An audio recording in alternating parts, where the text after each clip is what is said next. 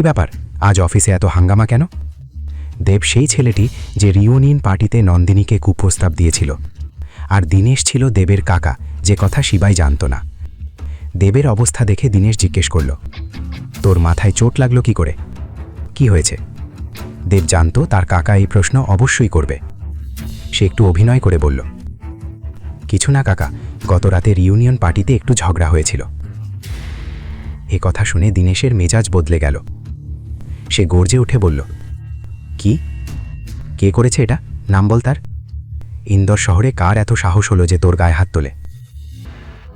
দেব সত্যিটা বলতে চেয়েও বলতে পারল না। একজন অকর্মণ্য স্বামীর কাছে মার খেয়েছে, এটা বলা তার সম্মানে লাগত। তাই সে আমতা আমতা করে বলল, একটা ছেলে আর তার কিছু বন্ধু ছিল, একা হলে ওকে দেখে নিতাম। দীনেশ বুঝতে পারল দেব কিছু লুকাচ্ছে। দেব ইতস্তত করে বলল, কাকা, আপনার ফোনে তো এমন কিছু লোকের নম্বর আছে যারা আমার জন্য ওর পা ভেঙে দিতে পারে। আমি কি তাদের সাথে কথা বলে কাজটা করিয়ে নিতে পারি? দেবের কথা শুনে দীনেশ মৃদু স্বরে তাকে বোঝালো, তুই আমার ছেলের মতো, তাই বলছি, এখন সময় ভালো নয়। যদি কিছু ওলটপালট হয়ে যায় তবে হিতে বিপরীত হতে পারে। এ কথা শুনে দেব নিজের কথার ওপর আরও জোর দিয়ে বলল, চাচা, বেশি কিছু নয়, শুধু ওর হাত পা ভেঙে দেব।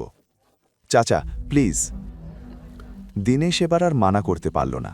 পকেট থেকে ফোন বের করে তাকে দিতে গিয়েও হঠাৎ হাত পিছিয়ে নিল। নাম কি? ওর নাম কি? নাম তো জানি না, তবে আমার ক্লাসমেটের স্বামী। সাধারণ মানুষ, আহামরি কিছু নয়, দেব জানালো। সন্তুষ্ট হয়ে দীনেশ তাকে ফোনটা দিয়ে দিল। আর একটা শেষ কথা, যদি কোনো বড় কাণ্ড ঘটে যায় তবে আমার চেয়ে খারাপ আর কেউ হবে না। মনে রাখিস, তখন আমি তোর কোনো চাচা নই। দেব বিষয়টি বোঝার নাটক করল এবং দ্রুত সেখান থেকে বেরিয়ে গেল। ঘর থেকে বেরোতেই দেবের চোখ রাগে লাল হয়ে উঠল। সে মনে মনে ভাবল, হাত পা কার ভাঙতে হবে? আমার তো ওর লাশ চাই। এই ভেবে দেব দীনেশের ফোন থেকে কল করল। হ্যালো, আমার ওর লাশ চাই, বদলে 20 লাখ টাকা তোমাদের। দেব ফোন কেটে দীনেশকে ফেরত দিল এবং খুশি মনে সেখান থেকে চলে গেল। পুলিশের হাত থেকে তো বেঁচে গেলি, এবার হেডশট থেকে বেঁচে দেখা।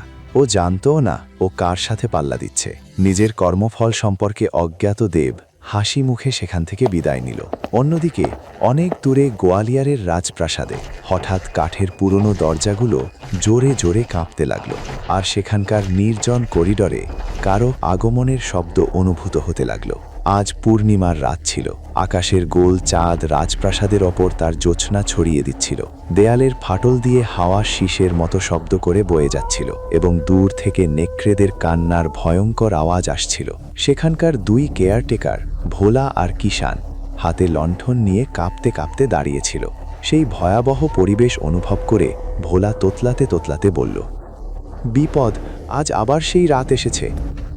আকাশে তো পূর্ণ চাঁদ উঠেছে। হ্যাঁ, বাইরে জ্যোৎস্না ছড়িয়ে আছে ঠিকই, কিন্তু ভেতরে সেই অন্ধকারের শয়তান, রাজপ্রাসাদের অভিশপ্ত শয়তান। কিষানের কথা শেষ হওয়ার আগেই দরজাগুলো আরও জোরে আছড়াতে লাগল। মনে হচ্ছিল কেউ যেন দরজা ভেঙে এখনই বাইরে বেরিয়ে আসবে। কিষানের চোখে জল এসে গিয়েছিল। কাঁপানো গলায় সে বলল, কবে? আমাদের রক্ষাকর্তা কবে আসবে? আমাদের শিবায় বিনাশক, হে মহাকালের দয়া করো। তখনই হঠাৎ এক দমকা হাওয়ায় লণ্ঠনটি নিভে গেল এবং রাজপ্রাসাদে এক নিস্তব্ধতা নেমে এলো।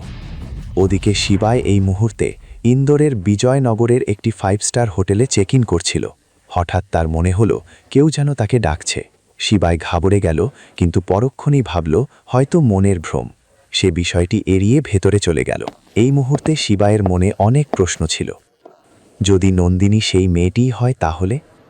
কিন্তু যদি সেই হয় তবে কি আমি তাকে গ্রহণ করতে পারব? আমার সম্মানের কি হবে? আমি কি ঠিক করছি না ভুল? এই সব প্রশ্নে অস্থির হয়ে শিবায় চোখ বন্ধ করে হাত জোড় করল। হে মহাকাল, এখন আমি সব আপনার উপর ছেড়ে দিচ্ছি।